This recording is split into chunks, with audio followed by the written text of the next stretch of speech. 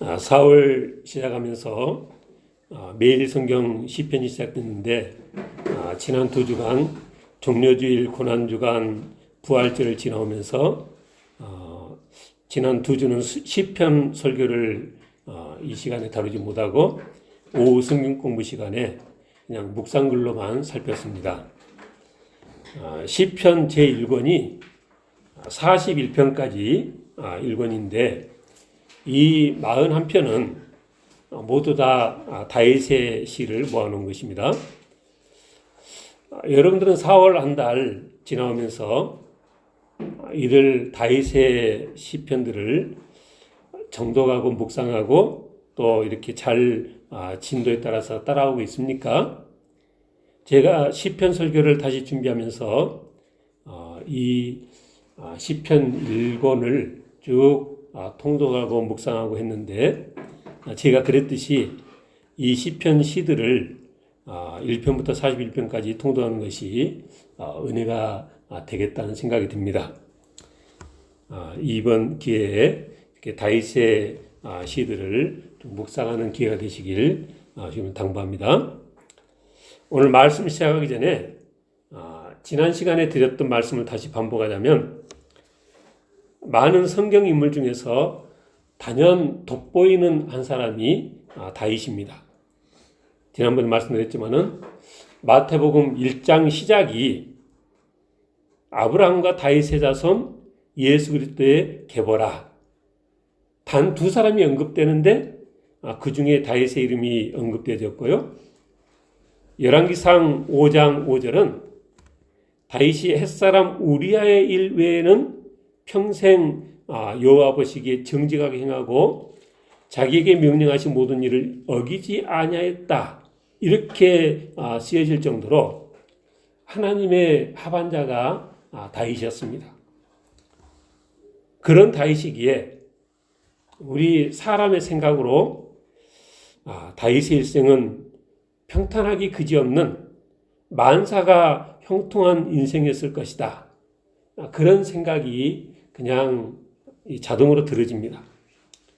만왕의 왕 되신 하나님께서 마음에 들어하시고 또 이스라엘의 왕으로 세우시려고까지 하는 상황이니 하나님께서 돌봐주시는데 다윗의 앞길에 거칠 것이 무엇이겠냐? 그렇게 생각이 되는 거죠. 근데 우리가 막상 다윗의 시들을 읽어보면 하나님께서 택하여 세운 종 다윗의 일생이 맞나 할 정도로 다윗의 삶은 고난의 연속이었고 그럴 때마다 눈물로 하나님께 간절히 기도를 했고 그 내용들이 이렇게 시편으로 남겨진 것입니다. 다윗은 너무나 힘든 상황에 눈물로 하나님 앞에 기도하는 이 기도가 시편인데 근데 우리는 이 식구들을 통해서 다윗이 어떤 신앙인가를 또 잘 알아볼 수 있는 기회가 되어집니다. 오늘 본문 시편 33편을 읽으면서도 이 시편 33편 역시 다윗의 신앙을 잘 요약해 놓은 시이구나 그렇게 생각이 되어졌습니다. 오늘 이 시편 33편을 한 절 한 절 따라가면서 다윗이 어떤 신앙인가 살펴보면서 주님의 은혜를 함께 나누기 원합니다. 이 시편은 이렇게 시작합니다. 1절에 너희 의인들아 여호와를 즐거워하라. 찬송은 정직한 자들이 마땅히 할 바로다. 수금으로 여호와께 감사하고 열줄 비파로 찬송할지어다. 새 노래로 그를 노래하며 즐거운 소리로 아름답게 연주할지어다. 의인들은 여호와를 즐거워하고 감사하고 찬송하고 노래하는데 그게 마땅한 도리인데 하나님 앞에 성의 없이 찬송할 것이 아니라 새 노래로 즐거운 목소리로 또 연주도 아름답게 하면서 찬송을 하라. 옛날에 학생부 시절 그런 시절에 예배를 경건하게 드려야 된다고 하면서 악기 연주도 금하는 그런 이 교회들도 있다는 말을 들은 적이 있는데, 실은 성경에 보니까 다윗은 뭐라 했어요? 새 노래로, 즐거운 소리로, 연주도 아름답게 연주하여서 하나님을 찬양하라 그랬습니다. 왜 그래 하느냐? 4절에 보니까 여호와의 말씀은 정직하며 그가 행하시는 일은 다 진실하시도다. 그는 공의와 정의를 사랑하시며 세상에는 여호와의 인자하심이 충만하도다. 하나님은 공의와 정의의 하나님이시고 온 세상에 하나님의 인자하심이 차고 넘치기 때문에 하나님의 성호를 기쁨으로 찬양해야 한다. 그리고 이어서 6절부터 창조주 하나님에 대한 말씀이 이어집니다. 6절 여호와의 말씀으로 하늘이 지음이 되었으며 그 만상을 그의 입기운으로 이루었도다. 그가 바닷물을 모아 무더기같이 쌓으시며 깊은 물을 곳간에 두시도다. 온 땅은 여호와를 두려워하며 세상의 모든 거민들은 그를 경외할지어다. 그가 말씀하심이 이루어졌으며 명령하심에 경고의 속도다. 그러니까 갑자기 이 삼라만상 이 우주 만물에 대한 이야기를 다윗이 하는 것은 그러니까 너희 하나님을 섬기지 않는 이방인들도 여호와의 성호를 찬양하라 그런 얘기입니다. 우리가 몸담고 살고 있는 이 모든 세상을 하나님께서 만드셨고 또 돌보고 계시다. 그러니 하나님을 믿고 섬기는 의인들은 물론이고 하나님을 섬기지 않는 너희 이방인들도 하나님을 경외하라. 그런 것입니다. 그리고 다윗은 하나님께서는 이 세상을 지으신 창조주 하나님에 그치는 것이 아니라 세상 나라들의 인류 역사에 깊숙이 개입하신다는 말을 쭉 하고 있습니다. 10절 이하에 우리가 교독한 오늘 본문의 내용이 그렇습니다. 우리가 교독한 이 본문의 내용을 이렇게 가만히 묵상해 보면 이렇게 정리할 수 있겠습니다. 사람들 생각에는 뭐가 됐든 우리 생각대로 하는 것 같은데 실은 그게 그렇지 않다는 것입니다.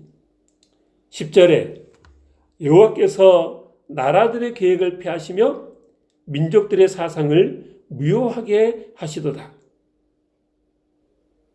하나님께서 이 세상 역사를 좌지우지하신다는 것입니다.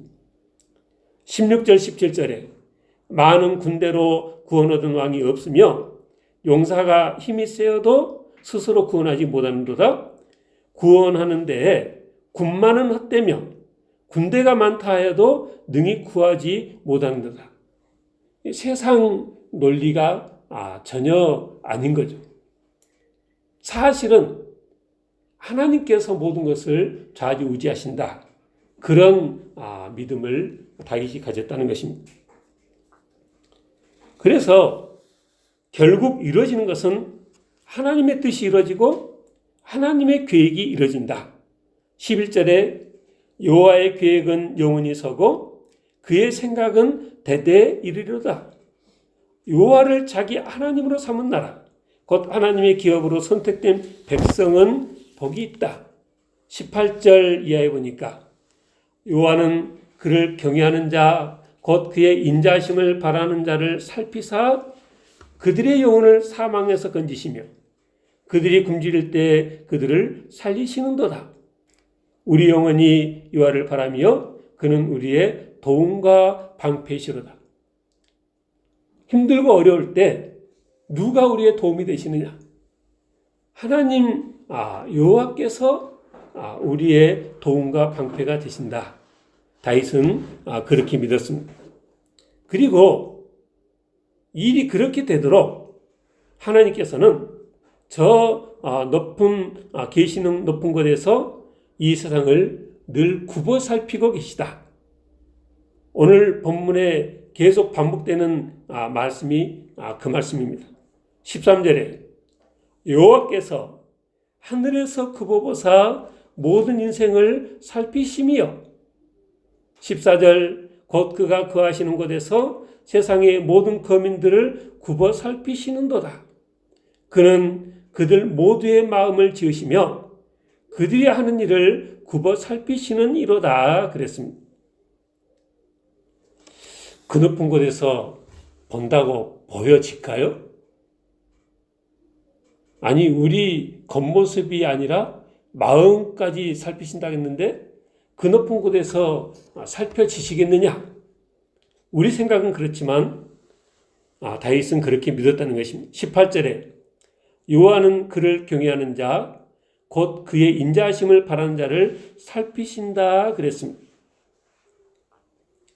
다윗의 이런 말에 안 믿는 이방인들이 보일 반응은 이 세상을 하나님께서 창조하셨다는 증거가 어디 있느냐? 그리고 하나님이 이 세상을 창조했다 하더라도 그 하나님이 모든 것이 당신 뜻대로 되어지도록 이 세상 역사에 깊숙이 개입하고 계시다고 하는 것은 말이 안 되는 소리다. 이런 반응들일 것입니다. 근데 그건 안 믿는 사람만 그런 것이 아니라 우리 믿는 사람들도 성경이 그렇게 가르치고 있다고 말은 하지만 우리 눈으로 봐도 확실한 증거가 안 보이니까 믿어졌다, 안 믿어졌다, 오락가락 하는 것이 솔직한 말일 것입니다.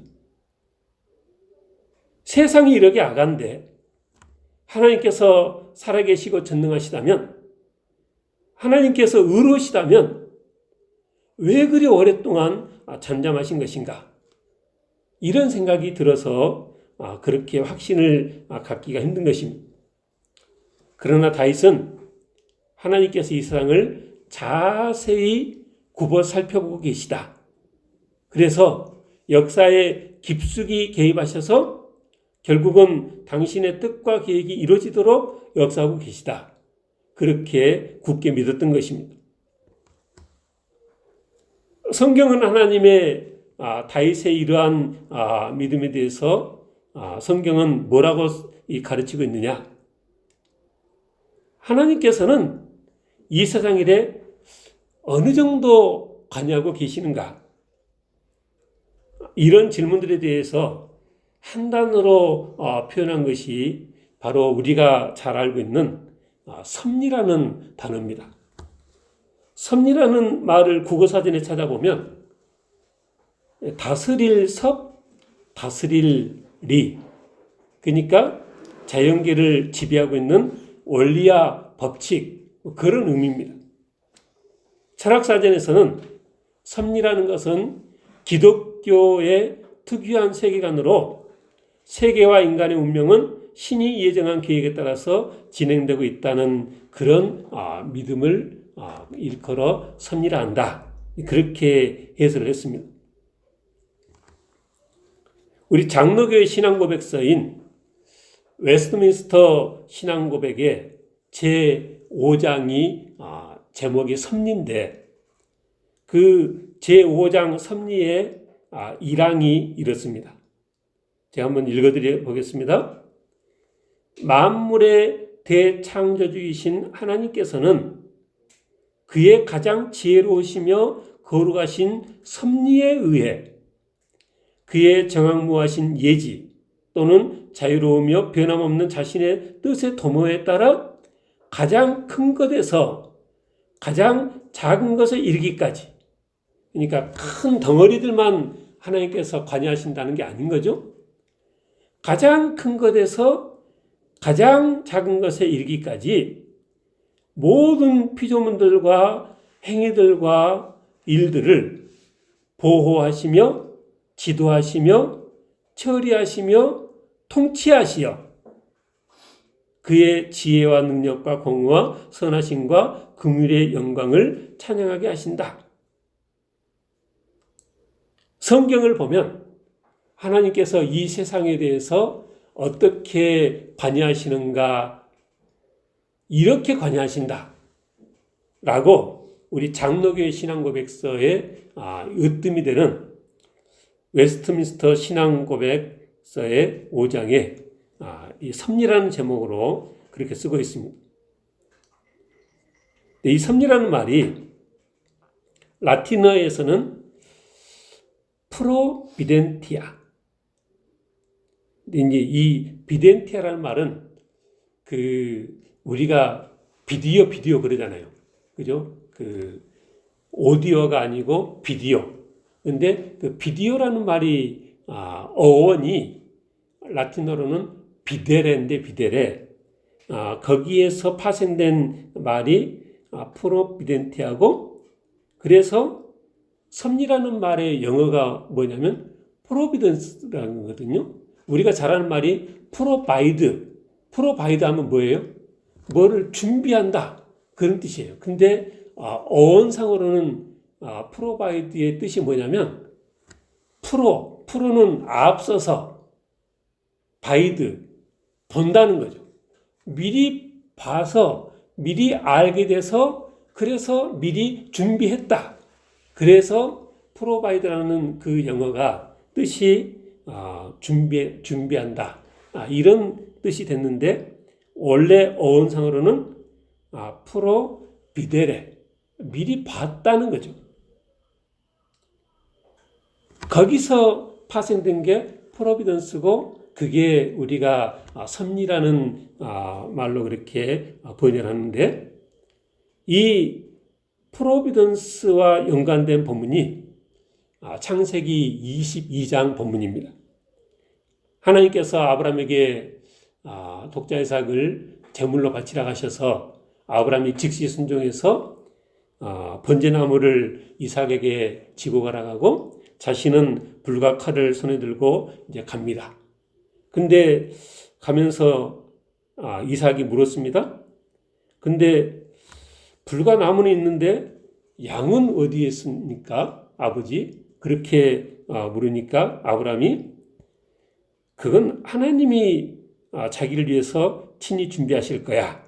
근데 그러고 그 말씀하신 산에 간 거죠. 가자, 제단을 쌓고 나무를 버려놓고 아들 이삭을 결박해가지고, 우리가 아는 것처럼 그 아들을 제물로 삼아서 번제를 드리려고 칼로 내리치려 하는데, 그 순간에 여호와의 사자가 아브라함아 아브라함아 하고 이 멈춰 세운 거죠. 그러니까 우리가 어떻게 믿어야 되냐면, 하나님께서 아브라함에게 독자 이삭을 제물로 바치라고 그렇게 말씀만 하신 게 아니라, 그 모든 과정을 실시간으로 지켜보시고, 마지막 칼로 내리치려고 하는 그 순간까지도 지켜보셨다가 말씀을 잠깐 그냥 시기를 놓쳐가지고 그 순간을 놓치면 어떻게 되는 거예요? 이삭은 죽는 거죠. 근데 우리 하나님은 그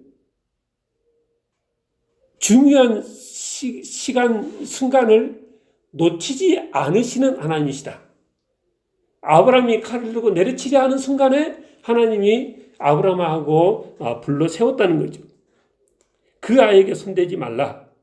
네가 네 독자까지도 아끼지 아니했으니 내가 이제야 네가 하나님을 경외하는 줄을 내가 알겠다. 그래서 아브라함이 돌아보니까 수풀에 뿔이 걸려있는 양이 있었고, 그래서 그 순양을 가져다가 아들을 대신해서 번제를 드리고, 아브라함이 그곳을 뭐라고 했다겠어요? 여호와 이레. 근데 이제 이 여호와 이레는 히브리어잖아요. 근데 이레라는 말의 그 해당 동사는 라인데, 그는 보다, 탐지하다, 살피다, 감찰하다. 그래서 여호와 이레하면 하나님께서 보살피신다, 돌보신다, 미리 보셨으니까 하나님께서 준비해 주신다 해갖고 여호와 이레하면 하나님께서 준비하셨다, 그런 의미잖아요. 근데 이 라라는, 이 이레라는 히브리어와 동일한 게 아까 라틴어의 비데레, 보다는 뜻이고, 그래서 라틴어 성경에서는 이거를 데우스 프로비데트 그렇게 했는데 이 말이나 여호와 이레나 똑같은 의미로 섭리라는 개념이 여기서 나온다는 것입니다. 웨스민스터 신앙 고백의 그 섭리에 대한 이 항목에 많은 우리가 왜 그렇게 생각하느냐 참고 성경 구절들이 쫙 나와 있습니다. 너무나 많아서 뭐 다는 소개를 못하겠고 몇 군데 소개하자면 창세기 50장이면 이제 이 요셉이 아버지 야고보를 다 장례를 마치고 이제 형제들과 함께 다시 애굽으로 왔습니다. 그러니까 아버지가 있을 때는 그래도 아버지 백에 좀 마음을 놓고 살았는데 이제 아버지가 돌아가시고 나니까 이 형들이 마음이 쫄리는 거죠. 그래가지고 다들 바짝 엎드려서 우리는 당신의 종입니다 하고 형들이 요셉 앞에 엎드렸습니다. 그러니까 요셉이 두려워하지 마시라고 하면서 창세기 50장 20절에 당신들은 나를 해하려 하였으나 하나님은 그것을 선으로 바꾸사 오늘과 같이 많은 백성의 생명을 구원하게 하시려 하셨다. 요셉이 그렇게 생각했다는 것이죠. 그러니 두려워하지 마시고 아니 오히려 내가 당신과 당신들의 자녀를 기르겠습니다. 요셉이 그랬다는 거죠. 근데 이 창세기를 포함한 모세오경이 이미 모세 때 그렇게 쓰여졌던 거고 전해졌던 것이니까 그런 것을 익히 알고 있는 다윗이 이런 말씀들을 통해서 그런 믿음을 가지게 된 것은 너무나 자연스러운 것이라는 것입니다. 출애굽기 21장에 하나님께서 이스라엘 백성들에게 계명을 주시는데 살인에 대한 말씀인데 21장 12절 13절에 사람을 쳐 죽인 자는 반드시 죽일 것이나 예외가 있는데 만일 사람이 고의적으로 한 것이 아니라 나 하나님이 사람을 그의 손에 넘긴 것이면 내가 그를 위하여 한 것을 정하리니 그 사람이 그리로 도망할 것이라. 그러니까 사람을 죽인 것은 똑같은데 그 속 내용이 다르다는 거죠. 미워하는 마음으로 자기 스스로 그렇게 쳐 죽인 사람은 반드시 죽일 것이지만 또 어떤 경우는 나 하나님이 그의 손에 붙여서 죽이게끔 한 경우도 있다. 그러니까 하나님께서 세상 이 모든 되어가는 일에 그렇게 긴밀하게 관여하고 계시다는 것입니다. 한참 후에 그 역사서의 역대하 16장에 보면 그 당시 남유다는 아사 왕이고 북이스라엘은 바사 왕이었는데 북이스라엘 바사 왕이 유다에 올라와서 라마성을 건축해서 사람들이 그 왕에게 왕래하지 못하게끔 그렇게 하고 있었던 거죠. 그러니까 이 남유다의 아사 왕이 여호와의 전 곡간, 왕궁의 곡간에 은금을 다 갖다가 아람 왕 베나닥에 갖다 주면서 우리 좀 도와주십시오. 그러니까 이 공물을 받고 이 금은을 받으면서 아람 왕이 많은 군대를 보내서 이스라엘의 여러 성들을 치게 하니까 바사가 라마성을 쌓다가 돌아갔어요. 그러니까 일단 위기는 면한 거죠. 그런데 그때 하나님께서 보낸 선지자가 아상에 와가지고 당신이 이 상황에 여호와를 의지하지 않고 아람 왕을 의지해서 이제 아람 군대는 왕의 손에서 벗어났습니다. 이전에 구스와의 전쟁에, 룻과의 전쟁에 왕이 하나님을 의지해서 그들이 군사력은 훨씬 더 셌지만 하나님께서 그들을 왕의 손에 붙여서 승리하지 않았습니까? 근데 왜 이번에는 믿지 못하고 그렇게 아람 왕에게 도움을 구했느냐? 선지자가 그러니까 그 남유다 아사 왕이 화가 나가지고 그 선자를 옥에 가뒀다. 역대하 16장 얘기인데 무슨 얘기예요? 그러면서 그 선지자가 뭐라 했냐면 역대하 16장 9절에 여호와의 눈은 온 땅을 두루 감찰하사 전심으로 자기에게 향하는 자들을 위하여 능력을 베푸시나니 이 일은 왕이 망령되이 행하였은즉 이후부터는 왕에게 전쟁이 있으리이다. 하나님의 종 선지자 하나니가 하는 말이 여호와의 눈은 온 땅을 두루 감찰하사 누구에게 능력을 베푸신다고요? 전심으로 자기에게 향하는 자들을 위해서 능력을 베푸신다. 이게 하나님의 종 선지자의 말이었고 이게 우리가 그렇게 믿고 살아야 될 진리의 말씀이라는 것입니다. 이스라엘 백성들이 포로기한 후에 씌어졌던 느헤미야 9장에 보니까 옛날을 회상하면서 이렇게 레위인들이 이스라엘 자손들에게 하는 말이 쭉 나오는데 옛적에 하나님께서 아브라함을 택하시고 갈대아 우르 땅에서 인도해 내시고 또 그 마음이 주 앞에 충성됨을 보시고 그 가나안 여러 족속들의 땅을 그에게 주시리라 약속하셨는데 그대로 이루어주셨고 또 하나님께서 이스라엘 백성들이 애굽에서 고난받는 것을 감찰하시고 홍해에서 그들의 부르짖음을 들으셔서 이적과 기사를 베푸셨다. 우리가 뭐 다 잘 아는 이 말씀들입니다. 그 과정을 보면 하나님께서 얼마나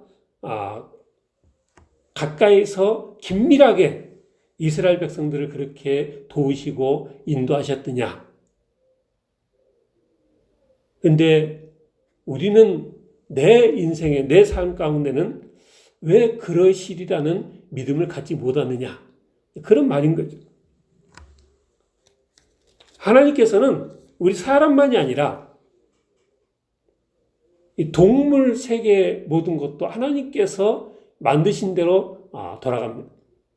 그러니까 이 구절은 이 웨스트민스터 신앙고백 그 창고 구절에 나오는 얘기인데 욥기 39장 타조에 대한 얘기인데 타조는 그 새끼에게 모질게 대해서 자기 새끼가 아닌 것처럼 발에 끼어질 것이나 들짐승에 밟힐 것을 생각하지 않고 그냥 알을 아무데나 땅에다 버려 두는데 그래서 밟혀서 깨져서 자기가 고생한 것이 헛되게 될 것도 두려워하지 않는데 그게 그 타조들이 왜 그러는 것이냐.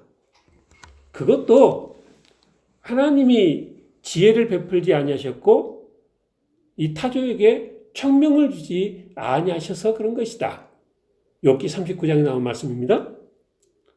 그러니까 우리가 이렇게 지혜를 가지고 하나님의 영상으로 지음받은 것도 하나님의 은혜고 동물들의 모든 모습과 모든 것들도 다 하나님께서 그리하신 것이다. 그리고 나오는 창고 구절 중에 하나가 오늘 함께 교독한 본문 11절 여호와의 계획은 영원히 서고 그의 생각은 대대에 이른다. 시편 145편 전체가 하나님의 섭리에 해당되는 내용이다. 그렇게 소개했는데 145편 14절 여호와께서는 모든 넘어지는 자들을 붙드시며 비굴한 자들을 일으키시는도다. 모든 사람의 눈이 주를 앙망하오니 주는 때를 따라 그들에게 먹을 것을 주시며 손을 펴사 모든 생물의 소원을 만족하게 하시는도다. 자기에게 간구하는 모든 자고 진실하게 간구하는 모든 자에게 가까이 하신도다. 그는 자기를 경외하는 자들의 소원을 이루시며 또 그들의 부르짖음을 들으사 구원하시려다. 여기서 자기를 사랑하는 자들은 다 보호하시고 악인들은 다 멸하신다. 하나님께서 이 세상에 어떻게 관여하시느냐는 것입니다. 잠언 15장에도 여호와의 눈은 어디서든지 악인과 선인을 감찰하시느니라 그랬습니다. 신약으로 넘어와도 우리 주님께서 뭐라고 하셨어요? 참새 2마리가 한 아선에 팔리지 않느냐? 그러나 너희 아버지께서 허락하지 아니하시면 그 하나도 땅에 떨어지지 아니하리라. 너희에게는 머리털까지 다 세신 바 되었나니 두려워하지 말라. 너희는 많은 참새보다 귀하니라. 그런 믿음이 우리에게 있어야 되겠다는 것입니다. 로마서 9장의 사도 바울도 모세에게 이르시되 내가 긍휼히 여길 자를 긍휼히 여기고 불쌍히 여길 자를 불쌍히 여기리라. 바로에게 이르시되 내가 이 일을 위하여 너를 세웠으니 곧 너로 말미암아 내 능력을 보이고 내 이름이 온 땅에 전파되게 하려 함이라.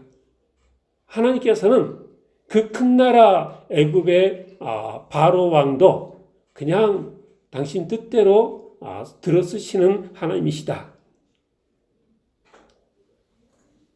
다윗은 이와 같은 믿음으로 하나님의 섭리를 믿었습니다. 하나님께서 굽어 살펴보고 계시고 악의 머리들이 아무리 날뛰어도 그들의 계획은 다 수포로 돌아가고 결국은 하나님의 뜻이 굳건히 설 것이라 믿으며 그 힘든 날들을 이겨냈습니다. 우리에게도 다윗의 이런 믿음이 있어야겠습니다. 우리 눈에 보이든 안 보이든 이게 팩트이기 때문에 악한 사람들, 악한 나라들로 인해 힘들다 해도 하나님께서 지금도 이 세상을 굽어 살피고 계시다. 우리나라의 이 모든 지금 말도 안 되는 이런 상황도 하나님께서 다 지켜보고 계시고 하나님께서 인도할 것이다. 굽어 살펴보고 계시다가 정확히 필요한 때에 개입하셔서 결국은 당신의 뜻을 이루시고 합력의 선을 이루실 것이라는 믿음을 가지고 살아가는 우리 모두 다 되시길 주는 축원합니다. 기도하겠습니다.